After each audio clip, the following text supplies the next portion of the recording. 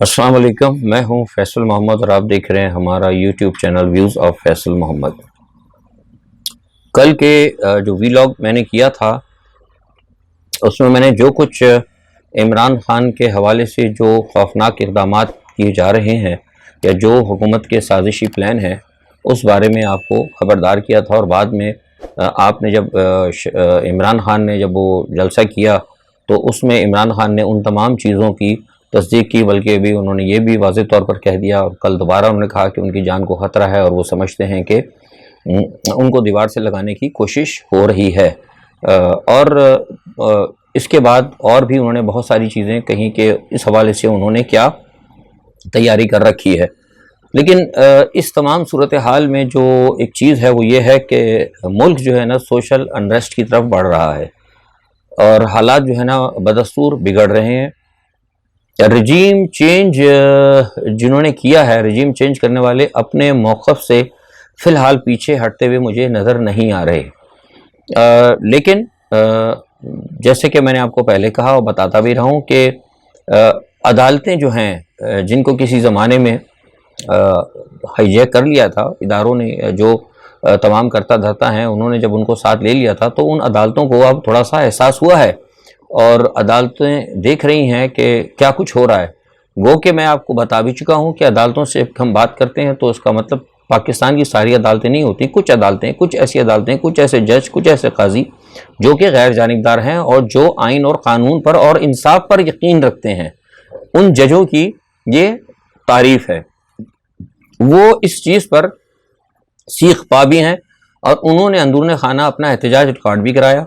और जिसकी एक बड़ी मिसाल जो है वो आपको देखा होगा ARY के हवाले से कब से हाई कोर्ट कहती रही है लेकिन उसके बावजूद वो नहीं खोल रहा था। उसकी वजह ये थी, मैं आपको पहले बता चुका हूँ, लोग तो नहीं कहते लेकिन मैंने पहले बता दिया था कि उसको जो है पाकिस्तान के ताकतवर हलकों ने ARY को बंद कराया था और उनकी एक डिमांड थी कि इन्होंने चूँकि इमरान खान को जो कि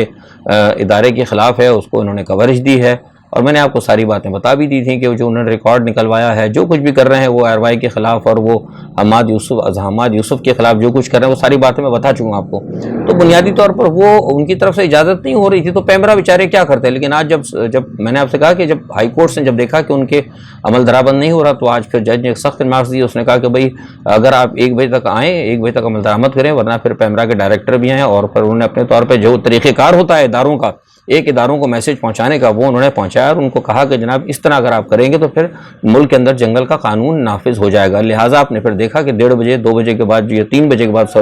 आस्ते आस्ते ARY जो है वो बहाल हो गया। तो बेसिकली ये जो अदालतें जो कर रही हैं ना, अदालतें इस तमाम सूरत हाल को देख रही हैं। अदालतें जो हैं पूरे सूरत हाल को देख रही हैं और न सिर्फ वो देख रही हैं बल्कि वो उनको ये पता भी है कि जो मौजूदा जो सेटअप है जो कि रिजीम चेंज के हवाले से लाया गया है और वो कहाँ तक कामयाब है। क्योंकि जब मैंने आपसे कहा कि जब अदालतें जब लाया गया था तो अदालतों को भी कहा गया था कि जनाब बहुत कुछ मामला दुरुस्त हो जाएंगे, हालात को दुरुस्त करना चाहते हैं, महंगाई बढ़ रही है इमरान खान की वजह से और बड़ी इमदाद आएगी और बड़े बड़े मामला, पता नहीं जो एक तरीक़ेकार होता है। तो बहरहाल सुनहरी कहते हैं ना बाग दिखाना या जो कुछ भी आप समझ लें। तो लेकिन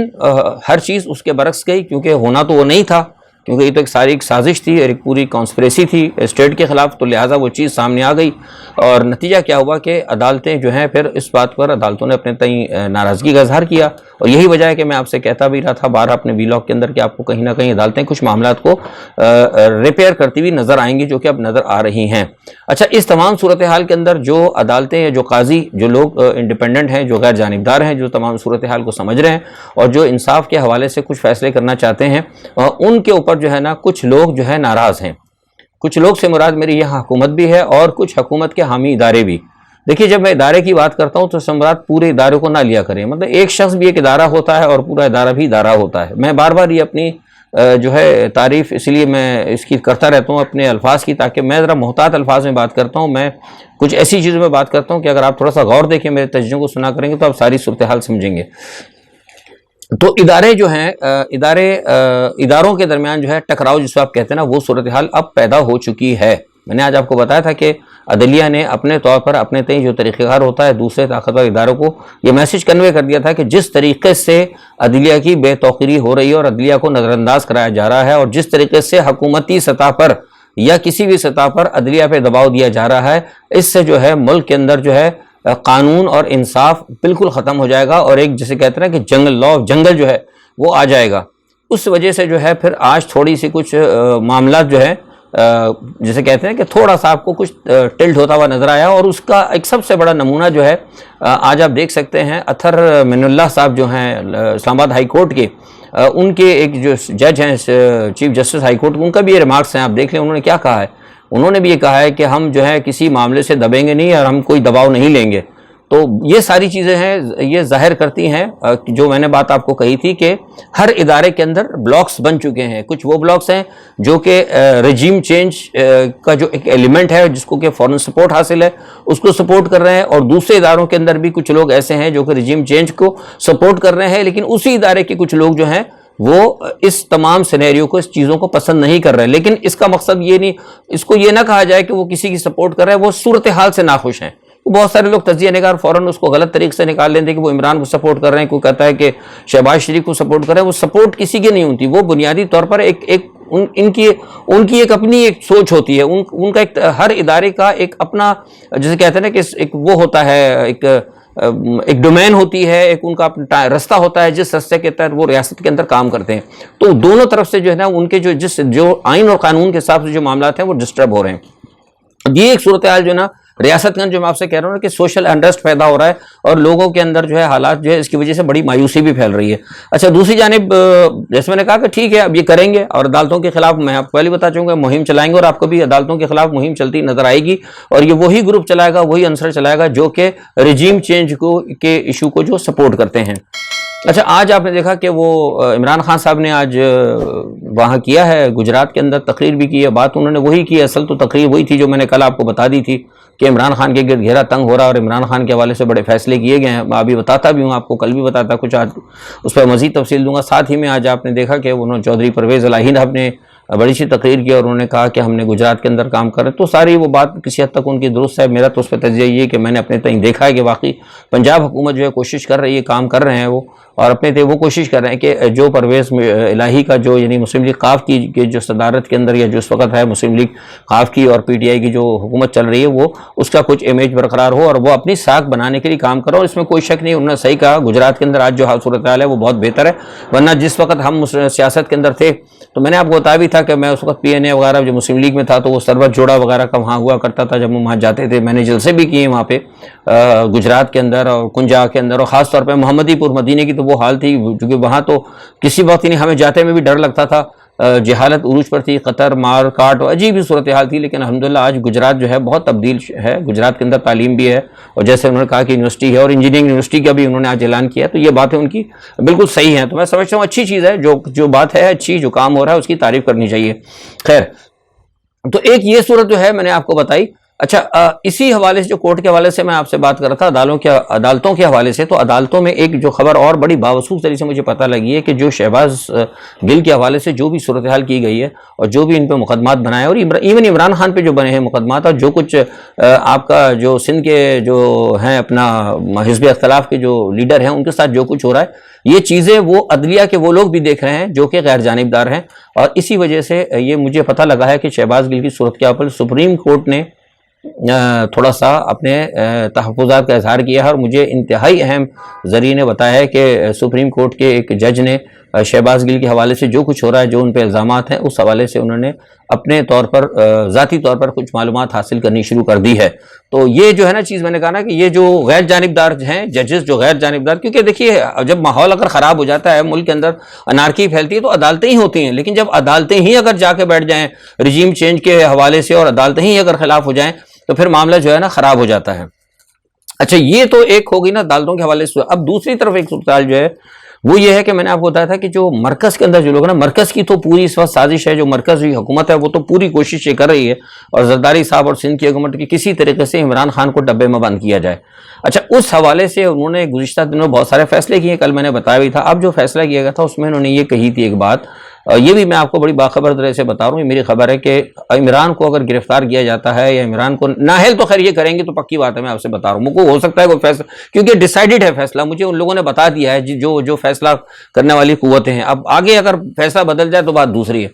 اچھا اب وہ تھا کہ گرفتار کرنے کے بعد یا نااہل کرنے کے بعد اگر لوگ نکلے تو لوگوں کو ساتھ سختی سے نپٹا جائے گا، یہ بات انہوں نے فیصلہ کر لیا تھا، اور کیا کیا طریقہ کار کرنا ہے اس پر بھی انہوں نے یہ مطلب ایک کہتے ہیں کہ فریم بنا لیا تھا انہوں نے، کن کن لوگوں کو گرفتار کیا جائے گا، کیا کیا جائے گا، اور جب لوگ اس کے باوجود جب نکلیں گے تو پھر کس طریقے سے وہ سارا کام کریں گے۔ اور میں نے کل بتایا بھی تھا آپ کو کہ یہ سب پلان تو بنا کر بیٹھے ہوئے ہیں، لیکن اگر لوگ اگر نکل گئے جو میرے پاس اطلاعات ہیں وہ تو پھر ایسے جھنڈ نکلیں گے کہ یہ کنٹرول نہیں کر پائیں گے۔ لیکن اسی دوران جو کل رات مجھے خبر ملی ہے وہ اور زیادہ خطرناک ہے۔ وہ خطرناک خبر یہ ہے، خطرناک بھی اور اچھی بھی ہے۔ خطرناک اس لحاظ سے کہ اداروں کے اندر کہیں بغاوت کا خدشہ ہے، جو میں بڑے باوسوخ طریقے سے بتا رہا ہوں، اور کچھ لوگوں نے، اداروں کے کچھ ماتحت لوگ ہیں، انہوں نے حکومت کو یہ کہہ دیا ہے کہ ہم عوام پر گولی نہیں چلائیں گے، چاہے گورنمنٹ لکھ کر دے چاہے بائی فورس کرے، ہم قوم کے اوپر گولی چلانے کے لیے کسی بھی صورتحال کے اندر، مطلب کوئی یہ نہ سوچے اب دوبارہ کہ وہ جو ہوا تھا نا ماڈل ٹاؤن کے اندر جو ڈرامہ انہوں نے کیا تھا، وہ ڈرامہ اب انہوں نے کہا کوئی کرنے کے لیے، انہوں نے واضح طور پہ کہہ دیا، تو انہوں نے دوسرے الفاظ میں پھر یہ کہا حکومت کی طرف سے کہ اس کا مطلب ہے یہ بغاوت ہے۔ انہوں نے کہا آپ اس کو چاہے بغاوت سمجھیں، کچھ کریں، نوکری چلی جائے گی، کچھ بھی کریں گے، لیکن بہت سارے لوگوں نے کہہ دیا کہ وہ عوام کے خلاف کوئی بڑا اقدام نہیں اٹھائیں گے۔ تو اس صورتحال کے اوپر بھی یہ امپورٹڈ گورنمنٹ بہت زیادہ پریشان ہے۔ اچھا یہ ایک بڑی، اچھا دوسرا آپ کو آئی ایم ایف کے حوالے سے میں مسلسل کہتا رہا ہوں، بڑے لوگ خوش ہو رہے تھے، مل گئی آئی ایم ایف کے، آپ نے دیکھا کل پیسے سے بھی آ گئے، لوگ بڑے خوش ہو رہے تھے اور کہتے جناب ڈالر بالکل گل پڑے گا۔ آج آپ نے دیکھا ڈالر پھر دوبارہ مہنگا ہو گیا۔ میں نے آپ سے پہلے کہا تھا کہ آئی ایم ایف جو ہے یہ بہت بڑا چنگل ہے، اور میرے جو اگر لوگ دیکھتے رہے میرا ویلاگ ان کو اچھی طرح پتا ہوگا، میں نے بارہا ان کو یہ بات کہی کہ آئی ایم ایف سے مجھے کوئی بھی ایکسپرٹ یہ بتا دے کہ آئی ایم ایف سے کسی ایک ملک کو کوئی آج تک فائدہ ہوا، آئی ایم ایف کے میں جو آ گیا اس کے چنگل سے وہ نہیں نکل سکتا۔ تو یہ ساری صورتحال ہے، تو مجھے نہیں لگتا کہ، اور آج آئی ایم ایف نے دیکھ بھی لیا، آپ نے آئی ایم ایف نے کیا کہا ہے کہ پاکستان کے اندر جو ہے مہنگائی بڑھے گی، اور انہوں نے بھی بتا دیا 3% بڑھے گی، 4% بڑھے گی۔ جب آئی ایم ایف کا پروگرام لینے کے بعد جب حالات خراب ہوں اور آئی ایم ایف کا پروگرام لینے کے بعد مہنگائی بڑھے تو پھر ہمیں آئی ایم ایف کا پروگرام لینے کا فائدہ کیا، ہمیں کیا کس مطلب کتنی رکعت کا ثواب ہے؟ ایون جس سے آپ نے امداد لی وہ خود کہہ رہا ہے کہ ہم امداد دے رہے ہیں، لیکن اس کا نتیجے کو، کیونکہ وہ جتنی وہ امداد دے رہے ہیں اس سے 4 گنا وہ مہنگائی بڑھانے کی بات کر رہے ہیں۔ اچھا ایک تو یہ ظاہر سی بات ہے، اس سے آپ کوئی اچھی امید نہ رکھیں، بہرحال اللہ تعالیٰ بہتر کرے گا۔ اچھا دوسری جانب ایک بات ہے کہ آج امریکی سینٹرل کمانڈ کی جو ہے نا اہم خبر ہوئی کہ جنرل ایرک جو ہیں، یہ بڑی مزیدار خبر ہے جو میں آپ کو بتا رہا ہوں، بڑی غور سے سنیں آپ۔ امریکی سینٹرل کمانڈ کی جو ہے نا کمانڈر جنرل ایرک، انہوں نے جناب آج آرمی چیف سے جناب ملاقات، ٹیلی فون پر بات کی ہے قمر باجوہ صاحب سے، اور ان سے کہا ہے کہ جناب وہ جو امریکی امداد آئی ہے، امریکہ نے جو امداد وغیرہ دی ہے جو بھی پاکستان کو سیلاب زدگان کے حوالے سے، اس پر انہوں نے گفتگو کی اور کہا کہ وہ یہ بتائیں گے کہ وہ جو امداد دی ہے پاکستان کو وہ کس طریقے سے خرچ کی جائے۔ یعنی استغفر اللہ، آج پاکستان کی یہ حالت ہو گئی ہے کہ اگر کوئی ہمیں بھیک میں یا صدقے کے اندر یا مدد کے طور پر اگر کوئی چیز دے گا تو وہ بھی ہمیں بتائے گا کہ ہم نے کہاں اور کیسے خرچ کرنی ہے۔ یعنی اس سے آپ اندازہ لگا سکتے ہیں کہ پاکستان کس حد تک گھٹنوں پر آ چکا ہے۔ یعنی وہ ہمیں سینٹرل کمانڈ والے بتائیں گے کہ جو آپ کو ملی ہے وہ امداد وہ کیسے خرچ ہوگی، اور وہ پھر اس کے لیے یہاں پر آئیں گے، واقعہ ان کا وفد آ رہا ہے، وہ وقت آ کے ہمیں بتائے گا کہ ہم نے کہاں خرچ کرنا ہے، کیسے خرچ کرنا ہے، وہ خرچ کرنا کیسے کرنا، وہ بھی ہمیں احکامات دیں گے، ساتھ میں ہمارے آگے اب کیا پروگرام ہونے اور ہم نے کیا کچھ کرنا ہے، ہمارے جو آگے معاملات ہیں انڈیا کے ساتھ اور اسرائیل کے حوالے سے، اور جو ابراہیم اکارڈ جس کے بارے میں بتاتا رہا ہوں اس کے حوالے سے بھی بہت ساری چیزیں، اور علاقے کے اندر پاکستان نے کیا اپنی اسٹریٹجی رکھنی ہے اسٹریٹجیکل پوائنٹ آف ویو سے، اس کے اوپر بھی وہ ہمیں آ کر بریف کریں گے، ہمیں احکامات دیں گے۔ بریفنگ تو خیر نہیں کہنا چاہیے، ہمیں احکامات ہی کہہ سکتے ہیں، بریف تو کسی برابر والے کو کیا جاتا ہے یا اپنے سے بڑے کو کیا جاتا ہے۔ تو یہ خیر صورتحال ہے۔ اچھا اس میں ایک اور سب سے بڑی خبر یہ ہے، میں آپ کو بتا رہا ہوں کہ اسرائیل کی جانب سے بہت بڑی اطلاع ہے، اس نے بھی اب یہ 2023 کے آخر تک آپ کو فائنل دے دیا ہے نوٹس کے، انہوں نے کہا کہ جناب 2023 تک آپ فائنل کر لیں کہ آپ اسرائیل کے دوست ہیں یا اسرائیل کے دشمن ہیں۔ مطلب انہوں نے کہا کہ اب یہ بیچ والا راستہ اب نہیں چلے گا، طے کرنا ہے آپ نے کہ یا تو آپ اسرائیل کے دوست ہیں یا اسرائیل کے دشمن ہیں۔ تو یہ ایک خبر ہے، اور ایسی صورتحال کے اندر میں نے آپ کو بتایا بھی تھا کہ قطر کے اندر بھی کچھ معاملات ہوئے ہیں، ایئرپورٹ پہ ملاقاتیں ہوئی تھیں، پھر اس کے بعد جو امریکہ بھی وفد گیا تھا اس حوالے سے بھی کچھ میرے پاس آ رہی ہیں، لیکن اسی حوالے سے یہ ایک چیز جو ہے جو وفد گیا تھا، جو کچھ باتیں اسی حوالے سے میں نے آپ کو خبر دی ہے کہ وہاں سے یہ کہا گیا ہے کہ اب آپ طے کر لیں فٹافٹ، یہ بیچ کا راستہ نہیں چلے گا. تو مطلب یا تو اگر آپ دوست ہوں گے تو دوست ہوں گے، یعنی سفارتی تعلقات جیسے تیسے کریں. سب سے پہلے یہ بھی کہہ دیا ان کو کہ آپ ڈائریکٹ نہیں کر سکتے تو کم از کم ٹریڈ اٹیچی کے طور پہ آپ کر لیں. دیکھیں حالات جو بھی ہے کیا ہوتا ہے، بہرحال یہ بات ہے. اچھا دوسرا یہ کہ بھارت نے اپنا ایک بہت بڑا بحری بیڑا جو ہے نا، دیکھیے بھارت بڑی تیزی سے کام کر رہا ہے. وہ 14 سال سے اس کا بحری بیڑا بن رہا تھا، وہ بھی اس نے مطلب نیوی کی طرف اتار دیا. ہم نیوی کے طور پہ آپ کو پتا ہے کہ نیوی کے طور پر ہم پاکستان ویسے ہی بہت کمزور تھے، اور یہ جو بھارت کا جو بحری بیڑا آیا ہے، میں سمجھتا ہوں اس کی وجہ سے ہماری نیوی مزید کمزور ہوئی ہوگی. یہ دیکھنا پڑے گا ہمارے اداروں کو. اگر ہم چین اور روس کے ساتھ ہوتے تو شاید ہو سکتا ہے ہمارے لیے کچھ ہو سکتا ہے، لیکن ہم تو ایک ایسی طاقت کی گود میں بیٹھے ہیں جو کہ ہماری تو گردن پہ مڑوڑتا جا رہا ہے، تو اس پہ تو شاید ہمیں کچھ امید نہیں رکھنی چاہیے. اچھا دوسرا یہ کہ حالات کی مسجد میں آج بعد نماز جمعہ جو ہے خودکش دھماکہ ہوا ہے، جس سے کہ ان کے عالم دین جو ہیں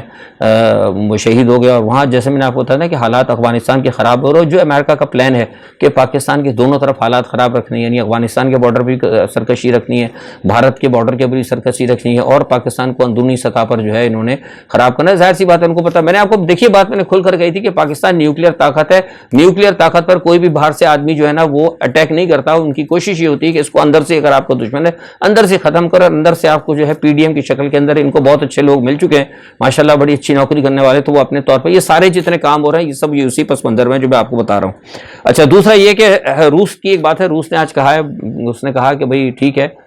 نیٹو کی جو ایگریشن ہے اگر وہ بڑھتی رہے گی اس طرح، اور اگر اس نے یہ سویڈن اور فن لینڈ کے اوپر اپنے اڈے بنائے تو میں ساری فوج اٹھا کے دوبارہ وہاں پہ لگا دوں گا. تو مجھے تو لگتا ہے کہ یورپین یونین نے اور نیٹو نے روس کو کسی حد تک روک دیا ہے پیش قدمی سے. لیکن جہاں تک میرا خیال ہے، میں ابھی تک اپنے تجزیے پہ اور اپنی خبروں پہ قائم ہوں کہ شاید سردیوں کے اندر ہو سکتا ہے روس ان کو ٹف ٹائم دے. کیونکہ یہاں پہ میں جو یورپ کے اندر جو سفارتی ذرائع دیکھ رہا ہوں وہ بہت گھبرائے میں. وہ کہتے ہیں کہ ہمیں شاید ہو سکتا ہے سردیوں کے اندر روس نے اگر گیس بند کر دی تو ہم کوئی بھی ہو سکتا ہے بہت بڑے پیمانے پہ جو ایک جیتی ہوئی جنگ ہے وہ ہو سکتا ہے مارنا شروع ہو جائے. یہ ساری صورتحال ہے. دیکھیں انشاءاللہ جو کچھ بھی ہوتا ہے انشاءاللہ کل جو بھی صورتحال ہوتی ہے اس پہ میں اپنا تجزیہ لے کے پھر حاضر ہوں گا. اپنا بہت خیال رکھیے گا. اللہ حافظ.